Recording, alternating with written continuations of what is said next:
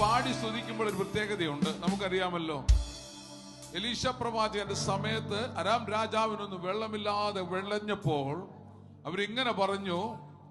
പ്രവാചകൻ ചോദിച്ചാൽ കുടിക്കാൻ വെള്ളമില്ല, ഞങ്ങൾ എന്താ ചെയ്യേണ്ടത്? പ്രവാചകൻ പറഞ്ഞ മറുപടി, കുഴി നിങ്ങളൊരു കാര്യം ചെയ്യ്, ഈ താഴ്വരയിൽ എന്ത് ചെയ്യണം? കുഴികളെ വിട്ട്. ഹല്ലേലൂയ.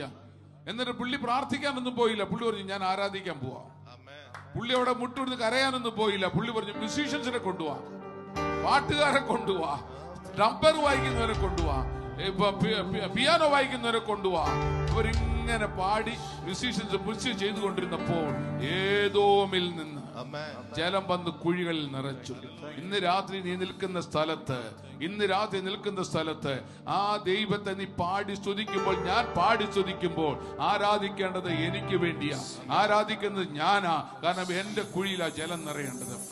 ഞാൻ വെട്ടിയിരിക്കുന്ന കുഴികളിൽ ഇന്ന് രാത്രി ജലം നിറയണം. എന്റെ തലമുറകളുടെ മേൽ ആത്മാവിന്റെ ജലം നിറയണം. ഈ സഭയിലുള്ള എന്റെ ആത്മീക മക്കളുടെ മേൽ ആത്മാവിന്റെ ജലം നിറയണം. ജീവജലം കൊണ്ട് നിറയണം. എത്ര പേര് തിരിച്ചറിഞ്ഞു ദൈവത്തെ സ്തുതിച്ച് പ്രാർത്ഥിക്കും?